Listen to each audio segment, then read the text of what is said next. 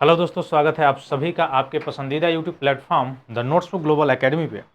हम लोग बात करेंगे अभी हाल फिलहाल में आपने देखा कि G7 की बैठक हुई थी और G7 की बैठक में भारतीय प्रधानमंत्री को भी इनवाइट किया गया था, जिसमें हमारे देश के प्रधानमंत्री वहाँ पे गए हुए थे। और चूंकि पश्चिमी एशिया में जो उथल पुथल मचा हुआ है उससे रिलेटेड भी बातें हुई थी। हालांकि आपको पता होगा कि G7 का सदस्य भारत नहीं है, जबकि G7 के सदस्यों में से अमेरिका भी है। तो अमेरिका के राष्ट्रपति भी इस सम्मेलन में G7 जो समिट हो रहा था उस G7 समिट में भी पहुंचे थे। इसका G7 का कहीं मुख्यालय नहीं है, ये आप सभी को पता होगा, जिसमें प्रधानमंत्री भारत के भी पहुंचे हुए थे। इसमें दोनों लोगों में डिस्कशन भी हुई थी, बीच में बातें भी हुई थी। हालांकि प्रधानमंत्री के द्वारा ये भी मुद्दे उठाए गए कि जो पश्चिमी एशिया में उथल पुथल मचा हुआ था और ओमान के तट पे जो भारतीय नाविकों के ऊपर जो गोलीबारी की गई थी या अटैक किया गया था, जिसमें 3 जो मुख्य रूप से भारतीय नाविक जो है शहीद हो गए, उसकी भी चर्चा को या उस मुद्दे को भी उठाने का काम भारत के प्रधानमंत्री ने किया था। लेकिन इसमें इस चीज का मेंशन नहीं था कि किस देश ने किया था या किस देश के द्वारा किया गया था, ये मेंशन नहीं किया गया इनके वक्तव्य में। अब ऐसा कारण क्या है, क्या ऐसी दिक्कतें आ रही हैं जिसके कारण आपने देखा होगा कि पिछले 1 वर्षों से या जब से राष्ट्रपति डोनाल्ड ट्रंप दूसरा इनका जो कार्यकाल है, जब से ये कार्यकाल संभाले हुए हैं तब से लगातार भारत पे निशाना साधे हुए हैं। अलग अलग वक्तव्यों के द्वारा, अलग अलग बातों के द्वारा आपको दिखाई देगा, टेरिफ के द्वारा भी आपको दिखाई देगा कि वहाँ से जो शरणार्थी है उनको कैसे यहाँ पे भारत में भेजा जाता है हथकड़ी पहना के। आपको ये भी दिखाई दिया होगा कि जैसे रसिया से तेल खरीदता है भारत, तो उस पर कैसे सैंक्शन लगाए जा रहे थे। अगर तेल खरीदता है तो आगे ये कार्रवाई होगी। फिर उसके तहत आपको ने देखा कि वहाँ पे हमारी वस्तुएं जो जाती हैं उस पर टैक्स लगाना, फिर उसके बाद से यहाँ के नाविकों के ऊपर अटैक करना, और जो भारत पाकिस्तान के बीच में जो युद्ध हो रहा था मध्यस्थता करके ऐसा बात कहना कि मैं ही रुकवाया हूँ तो रुका है, नहीं तो नहीं रुका होता। हालांकि डोनाल्ड ट्रंप के लिए ये कोई नया बात नहीं है। डोनाल्ड ट्रंप ये पहले से ही इस चीज़ के लिए आइडेंटिफाई हो चुके हैं कि उनका मतलब बेतुकी बातें बोलना उनकी आदत है। जैसे अभी हाल फिलहाल में इटली के जो मुख्य रूप से प्रधानमंत्री हैं उनके बारे में उन्होंने बोला, मेलोडी के बारे में। हालांकि मेलोडी ने भी उसमें मुख्य रूप से यह कहा कि यही कारण है कि अमेरिका जो अपने सहयोगियों के साथ ऐसा बर्ताव करता है या अपने बर्ताव करता रहा है, जिसके कारण वह अकेला पड़ जा रहा है। लेकिन भारत को या भारत के जो कार्यपालिका है, जिसमें मुख्य रूप से आपको दिखाई दिया होगा कि प्रधानमंत्री हैं, विदेश मंत्रालय है, यह आइडेंटिफाई हो जाने के बाद भी कि हाँ अमेरिका के द्वारा वो अटैक किए गए थे और अमेरिका के द्वारा अटैक करने के जाने के बाद हमारे देश के 3 जो नाविक थे उनका मुख्य रूप से डेथ हो गया, फिर यह सीधे सीधे नाम लेके क्यों नहीं बोला जा रहा है, या सीधे सीधे अमेरिका के जब राष्ट्रपति हैं तो उनसे डायरेक्ट क्यों नहीं बोला? क्या हम इतने डिपेंडेबल हो गए हैं अमेरिका के ऊपर कि हम अमेरिका के आगे कुछ नहीं बोल सकते हैं? क्या अमेरिका जो है पूर्ण रूप से हमारे बाजार में पकड़ आसानी से बना सकता है? ऐसे संशय उठ रहे हैं या संशय उठ भी सकते हैं। ऐसी परिस्थितियां अगर रही तो हो सकता है कि नहीं हो सकता है? बिल्कुल हो सकता है। अभी एक चीज़ और भी आपको दिखाई दिया होगा, वो चीज़ क्या है कि विगत कुछ समय से, चूंकि पहले चाइना और अमेरिका के बीच में रिश्ते बहुत ही खराब थे, बहुत ही मतलब नीचे डाउन से चल रहे थे, लेकिन अभी कुछ समय से चाइना से इसके रिलेशन अच्छे हो रहा है अमेरिका के। उसके भी कारण है, क्योंकि अमेरिका को चाहिए REER, रेयर अर्थ एलिमेंट्स चाहिए, और रेयर अर्थ एलिमेंट्स जो कि उसके टेक्नोलॉजी में जो भी टेक्नोलॉजी चीज़ें होती हैं, प्रौद्योगिकी होता है, उसमें प्रयोग करने के लिए रेयर अर्थ एलिमेंट्स की आवश्यकता होती है। और रेयर अर्थ एलिमेंट्स के मामले में पूरे विश्व में अगर अग्रणी कोई देश है तो वह है चाइना। तो इसके लिए वह नज़र बैठाए हुए है चाइना पे।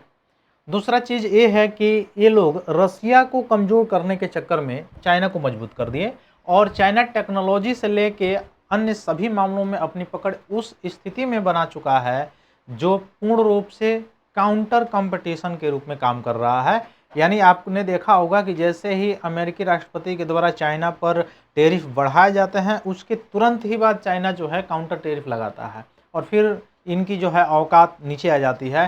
फिर वहाँ पे जो टैक्स लगाए गए होते हैं, टेरिफ लगाए गए होते हैं, उनको कम कर दिया जाता है। तो कहीं ना कहीं चाइना से इनकी आवश्यकताएं बढ़ गई हैं। बढ़ने के कारण आपने देखा पिछले दिनों अमेरिकी राष्ट्रपति डोनाल्ड ट्रंप जो पहले कार्यकाल में जो इनके वक्तव्य थे, जो बयान थे, उससे कहीं दूसरे तरफ चाइना में जाते हैं और फिर वहाँ से डीलें होती हैं। इसके बाद की बात अगर देखा जाए तो अभी अमेरिका के मुख्य रूप से अमेरिका के द्वारा जो है एक बड़ा कदम दिखाया गया है। वह बड़ा कदम क्या है कि जो भारत का मैप है, भारत का जो नक्शा है ग्लोब पे, उसको गलत दिखाया गया है। गलत कैसे दिखाई दिया है? तो भारत के अंदर जो आपको दिखाई देगा जम्मू कश्मीर में जो पार्ट है POK, पाक ऑक्युपाइड कश्मीर, जो कि भारत का अभिन्न भाग है। अभिन्न भाग या आप डायरेक्ट कहेंगे कि भारत का ही पूर्ण रूप से भाग है, अभिन्न भाग नहीं है, भारत का पूर्णतः भाग है। भारत का जो पूर्णतः भाग है, भारत की अखंडता या भारत की सॉवरेनिटी जो है, उसके तहत अगर आप देखेंगे तो केवल भारत का ही उस पर हक बनता है कुछ भी बोलने या वक्तव्य देने का। जो पाकिस्तान रोना रोता है जाके किसी अन्य देशों के द्वारा या इन्हीं यूरोपियन के द्वारा या यूरोपियन के पास, जो लोग ये लोग रोना रोते हैं कि यूक्रेन रूस क्यों हो रहा है युद्ध, क्यों नहीं बंद हो पा रहा है, क्या इनके पीछे इनकी हाथ नहीं है? तो भारत के नक्शे को बार बार गलत दिखाना अभी कुछ समय पहले यूरोपियन यूनियंस के द्वारा भी दिखाया गया था और अब अमेरिका के द्वारा दिखाया गया है हाल फिलहाल में कि भारत के जो मैप है उसको गलत दिखा दिया गया है और POK को उसमें से गायब कर दिया गया है, जो कि भारत का पूर्णतः भाग है। तो ये कहीं ना कहीं इनकी एक प्रोपोगेंडा है, कहीं ना कहीं इनकी एक मानसिकता है। यह चाहते, चूंकि इनकी रोजी रोटी ही अर्थव्यवस्था ही ऐसे चलती है, इस उद्देश्य से ही चलती है या इससे ही चलती है कि इनकी रोजी रोटी उसी से चलेगी जब तक कहीं ना कहीं युद्ध होगा देश में। तो विश्व के किसी कोने में जब तक युद्ध होगा तब तक इनकी रोजी रोटी चलती रहेगी। कारण क्या है? क्योंकि इनका टेक्नोलॉजी बिकेगा कैसे भाई? टेक्नोलॉजी में कौन सा चीज़ ज़्यादा बिकेगा? हथियार। तो इनका हथियार बिकेगा कैसे? तो हथियार बिकने के लिए भाई लड़ाई भी तो होना जरूरी है। तो लड़ाई कराएंगे तभी तो लड़ाई होगा, तो हथियार बिकेगा। आपको ये दिखाई दिया होगा कि एक ही देश दो देशों के बीच जो लड़ाई होता है उसमें हथियार को सप्लाई करता है। यही कारण है कि भारत अब धीरे धीरे आत्मनिर्भर भारत की तरफ बढ़ रहा है। यहाँ लोकल लेवल पर मैन्युफैक्चरिंग करना, लोकल लेवल पर जो भी हथियार हैं उनको तैयार करना, ये काम धीरे धीरे शुरू कर दिया है। क्यों किसी भी समय किसी तीसरे देश पर 100% ट्रस्ट नहीं किया जा सकता है। क्योंकि वह चीज़ अगर कोई बना रहा है तो ये जरूरी नहीं है कि केवल आप ही के लिए बना रहा हो, ये जरूरी नहीं है केवल आप ही को देगा। वो उसको जो भी पैसा देगा, दाम चुकाएगा, उसको वो बेचेगा। तो उसको जब वो बेचेगा तो वह टेक्नोलॉजी किसी दूसरे के पास भी शेयर होगी, और शेयर होगी तो इसमें इंटेलिजेंस से रिलेटेड जो दिक्कतें हैं वह आपको दिखाई देती हुए नजर आएंगी। तो इसमें यही सारी चीज़ें दिखाई देते हुए नजर आएगी। जो मैंने बताया 2018 में भी पैसिफिक कमांड का नाम बदलकर इंडो पैसिफिक कमांड रखा था, फिर इसके बाद से इसका नाम चेंज कर दिया। विवाद और बढ़ गया जब वेबसाइट पर जो एरिया ऑफ रिस्पॉन्सिबिलिटी मैप जो है, पाकिस्तान अधिकृत जो कश्मीर है POK है, उसको भारत के बजाय पाकिस्तान का हिस्सा दिखाया गया। बताइए यह किस लेवल की चुतियापा है? मतलब ये शब्द तो मेरे गलत हैं, लेकिन यह वास्तव में आपको दिखाई देगा कि जो वेस्ट कहता है कि हम शांति चाहते हैं, जो वेस्ट कहता है कि पॉल्यूशन नहीं चाहते हैं, जो वेस्ट यह कहता है कि भारतीयों को, यह कहता था कि भारतीयों को कुछ नहीं आता है, हम नीति शास्त्र सुनाएंगे, हम नीति शास्त्र पढ़ाएंगे, हम नीति पढ़ाएंगे और हम नीति उस तरह से पढ़ाएंगे कि अंग्रेज ही सबसे सर्वोच्च हैं और अंग्रेज ही, ईसाई धर्म ही सबसे सर्वोच्च है, ईसाई ही धर्म जो है अच्छे नीतियों को समझाता है। वो लोग यहाँ पे बताते थे जिनके पास खुद ही नीति नहीं है, जिनके पास खुद ही नीति शास्त्र के ज्ञान नहीं है।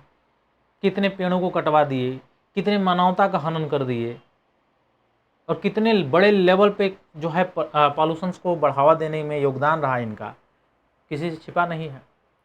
तो ये सारी चीज़ें आपको समझ में आ जाएगी। जो वेस्ट का प्रोपोगेंडा है, ये जो POK है, इसको दिखाया गया है पाकिस्तान में, पाक ऑक्युपाइड कश्मीर में, है ना। अब इसमें मुद्दा और गर्म हो गया, लाजमी है गर्म होना है।